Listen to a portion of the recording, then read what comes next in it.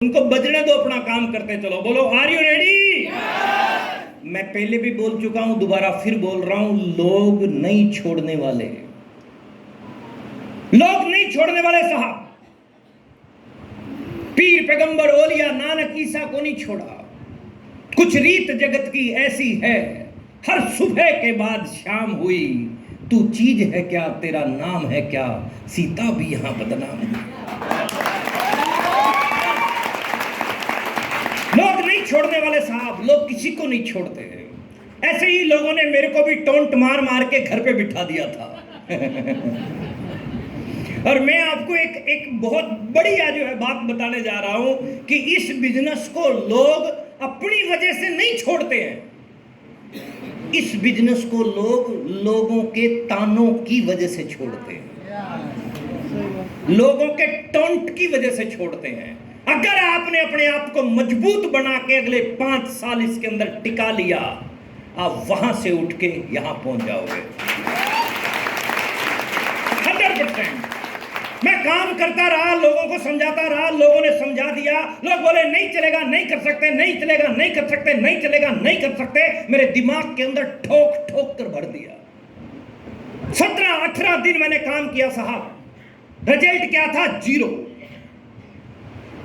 कोई एक सिंगल आदमी मेरे साथ ज्वाइन नहीं हुआ। 18 तारीख सुबह राकेश सर का फोन आया, कहने लगे गुलाटी साहब कैसा चल रहा है बिजनेस? मैंने कहा सर कौन सा बिजनेस? कहने लगे आरसीएम बिजनेस। मैंने कहा तो मैंने छोड़ दिया। कब छोड़ा? मैंने कहा कल शाम को ही। क्यों छोड़ा? मैंने कहा कोई नहीं आता। नहीं बोले नहीं मिल। मैंने कहा फिर मिल। 1 तारीख को आप मिले थे, 1500 रुपए ले गए थे, 1500 रुपया, 2300 रुपए कमाने वाले से एक झटके में कोई 1500 ले जाए तो पूरा महीना उसकी हालत कैसी होगी? मैंने कहा सर मैं बिजी हूं। बिजी हूं? बोले आज संडे है। मैंने कहा संडे को ही नौकरी वाले बिजी होते हैं सर, संडे को ही बिजी होते हैं सर।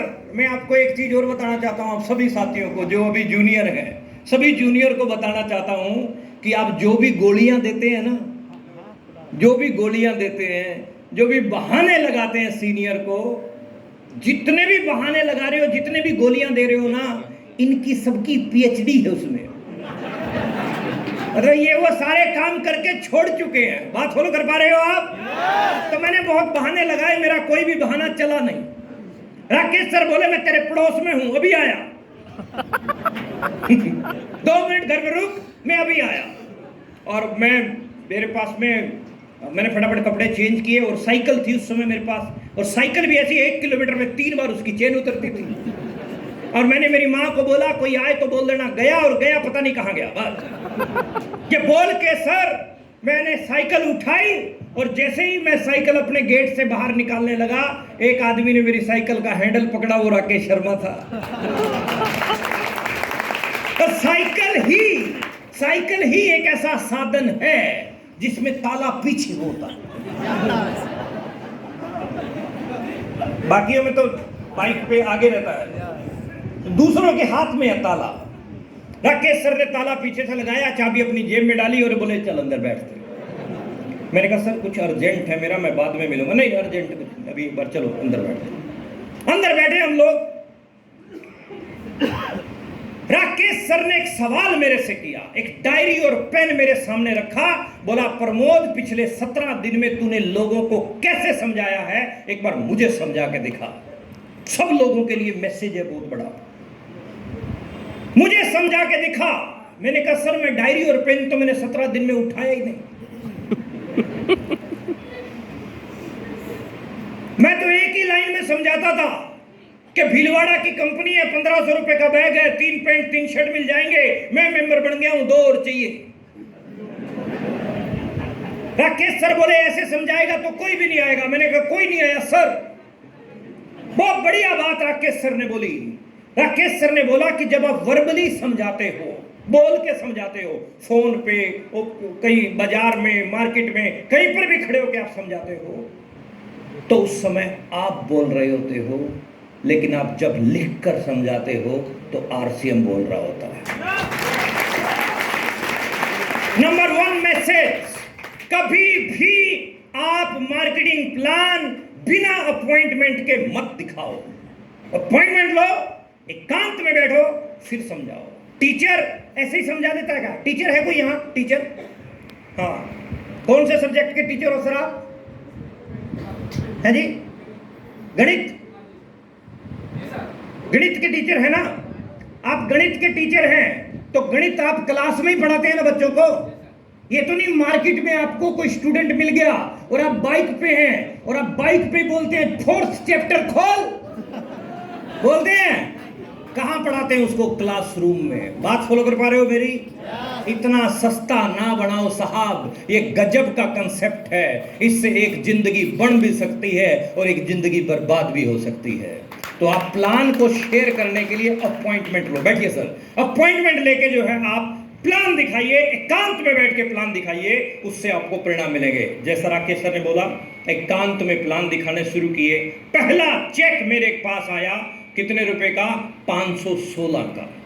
516 रुपए का चेक। 516 कोई बड़ी बात है? सीटी मार रहा है। 516 कोई बड़ी बात है? बड़ी बात है एक आदमी के लिए। बाकी सभी लोग लेके आओ 500 रुपए। 516 बड़ी बात? बड़ी बात तो बाहर जो 150 रुपए का इंजेक्शन दिया गया वो भी है, बड़ी है ना? कुछ लोगों को दुखता बहुत है वो, और कुछ का दुखता नहीं, कुछ को सूझ जाता है, कई कई दिन तक याद आता है सर वो 150। उसके बारे में बात करूंगा बीच में। 516 रुपए का चेक आया, बहुत एक्साइटेड था मैं, बहुत एक्साइटेड। मेरा एक निवेदन है आप सभी साथियों से, आपके पास में मोबाइल फोन है। ओला का जिस दिन चेक आया था उस दिन मैं खूब खुश था, इतना एक्साइटेड था, इतना एक्साइटेड था कि उस दिन शाम को मैं खाना खाना ही भूल गया और भूख ही नहीं लगी। एक्साइटमेंट में भूख लगती है क्या? एक्साइटमेंट में भूख नहीं लगती। ऐसे ही सो गया, सोया सोया सोया, रात को 2:30 बजे मेरी नींद खुली। मतलब एक्साइटमेंट में भूख लगती है कि नहीं लगती है? मैं सीताबड़ी से पूछना चाहता हूं। नहीं लगती ना? एक दूल्हा जाता है 200 बारातियों को लेके, 200 बाराती बारात में खूब जम के खाते हैं। बार बार दूल्हे के दोस्त आते हैं दूल्हे के पास, ये ले गुलाब जामुन, ये आइसक्रीम, आते कि नहीं आते? और दूल्हा क्या कहता है? दूल्हा खाता? इतने सारे दूल्हे और दुल्हन बैठी है जिनकी शादियां हुई, शायद ही कोई माई का लाल ऐसा हो। और उस दिन भी जिसका फोकस खाने के ऊपर था, पेट भर के शायद ही किसी ने अपनी शादी में खाया हो। खाया क्या? मैंने तो खाया नहीं सर, सब खाया आप लोग। अरे उस समय ध्यान जाता ही नहीं है खाने के ऊपर, उसमें फोकस किसी और चीज के ऊपर होता है। तो ऐसे ही जो है मैं ऐसे ही सो गया, सोया सोया सोया, रात को 2:30 बजे मेरी नींद खुली, 2:30। उठा, सीधा गया मैं अलमारी के पास, अलमारी खोली, चेक निकाला, आए आए। बहुत देर तक मैं चेक को देखता रहा। फिर रात को 2:30 बजे मैं चेक को देखा। फिर मैंने क्या किया, मेरे मार्कर इसी में है क्या किया, डायरी पे लिखा 1500 रुपए लगे थे, 516 आ गए, 984 रुपए रह गए। रात को 2:30 बजे कैलकुलेशन, तो मास्टर आदमी थे मास्टर जी। तो कैलकुलेशन जो है हम पूरी पक्की रखते हैं। 10 रुपया भी खर्च होता था उसका भी हिसाब किताब लिख, छोटी डायरी होती है सभी मास्टरों के पास में, पॉकेट डायरी होती है। मार्केट में कुछ भी खर्च होगा उस पर लिखेंगे, फिर घर पे जाके पक्की डायरी पे उतारेंगे। ऐसा होता है सर। वो ऐसा करते हैं, वो मतलब सिस्टमेटिकली तरीके से अपनी जिंदगी को चलाते हैं। अगर पत्नी को जो है ना 20 रुपए कोई सामान दिलाया तो वो भी लिख लेंगे ना। चलिए, एक मजाक था। 984 रुपए रह गए। जिस दिन मेरा चेक आया उसके 3 दिन बाद जींद के अंदर, जहां मैं रहता हूं हरियाणा में, वहां आरसीएम का एक बहुत बड़ा सेमिनार था और मैं भी सेमिनार में पहुंचा। पहला सेमिनार, पीछे पीछे बैठा, लास्ट लाइन में, लास्ट लाइन। सारे समझदार वही होते हैं, पीछे से थोड़ा सा बोर होने लगा, निकल जाओ। 516 का मेरा चेक आया था, लास्ट लाइन में बैठा था, स्टेज से आवाज लगाई गई, जिनका पहला चेक आया स्टेज पर आओ। और लोग भाग के स्टेज पे जा रहे थे साहब। उस समय पहले चेक वालों को स्टेज पे बुलाते थे, आज तो बेचारे रोल्टी चीवर को भी माइक नहीं मिलता है। 8-9 लोग स्टेज पे चढ़ गए, मेरा भी पहला चेक आया था, मैं हिला नहीं अपनी जगह से। क्यों? क्योंकि मेरे को स्टेज पे खड़ा होकर बोलना नहीं आता था। ये माइक जिसको पकड़ के बोलना नहीं आता उसके लिए ये काला नाग है। ये सर नो, जिसको बोलना नहीं आता उसको पता, उसको पूछ के देखो कोई। लेकिन जिसको ये माइक पकड़ के बोलना नहीं आता उसके लिए काला नाग। जिसको माइक पकड़ के बोलना आता है वो सबके साथ निगाहों में निगाहें मिला के बोल सकता है, ये पावर आ जाती है। अब मेरे को ऐसा कोई एक्सपीरियंस था नहीं। मैं मेरे सीनियर को बोला, मेरे सीनियर दोनों मेरे साथ थे, कहने लगे जा तेरा पहला चेक आया है। मैं ऐसे ही मुस्कुरा के बोला, मैंने कहा सर आज मेरे पेट में बहुत दर्द है सर, आज मेरे पेट में बहुत दर्द है सर, आज मैं नहीं जा सकता। तो सीनियर ऑलवेज राइट, मैंने पहले बताया, सीनियर ऑलवेज राइट। सीनियर बोला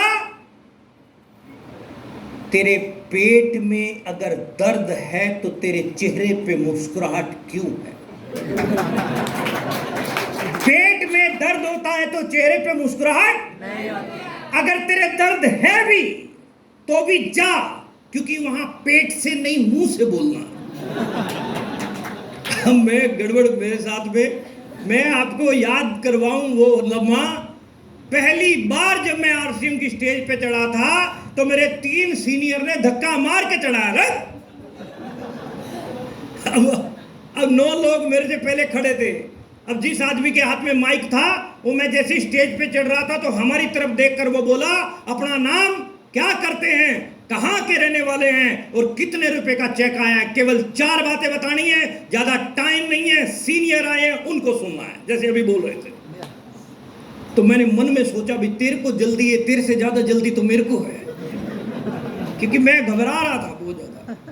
अब वो मोमेंट क्या था वो बताता हूं आपको। पहले आदमी के हाथ में माइक आया वो बोला, दूसरे आदमी के हाथ में माइक आया वो बोला, तीसरे आदमी के हाथ में माइक आया वो बोला, चौथे नंबर पे औरत थी वो, उसके हाथ में माइक आया वो बोली, 5वें आदमी के हाथ में माइक था वो बोला, 6वें आदमी के हाथ में माइक था तो मेरी हनुमान चालीसा की स्पीड बढ़ रही थी। 7वां, 8वां, 9वां। और जब मेरे को पहली बार माइक मैंने पकड़ा था, फर्स्ट टाइम मेरी जिंदगी में जब मैंने माइक पकड़ा था तो यूं करके यूं पकड़ा था और ये हिल गया मामला। कांप रहा था मैं, पूरा डर रहा था। मैंने पहले बोला जिसको ये माइक पकड़ के बोलना आता है वो सबके साथ निगाहों में निगाहें मिलाकर बोल सकता है, लेकिन जिसको ये माइक पकड़ के बोलना नहीं आता वो एक ही आदमी को पकड़ लेगा यूं, या पंखे को देखता रहेगा, या लाइट को देखता रहेगा, या जिसने माइक पकड़ाया उसी की तरफ देखता रहेगा। मुझे जिसने माइक दिया मैं उसी की तरफ देख रहा हूं। मेरा नाम क्या है मैं भूल गया, मैं क्या करता हूं मैं ये भी भूल गया, मैं कहां से आया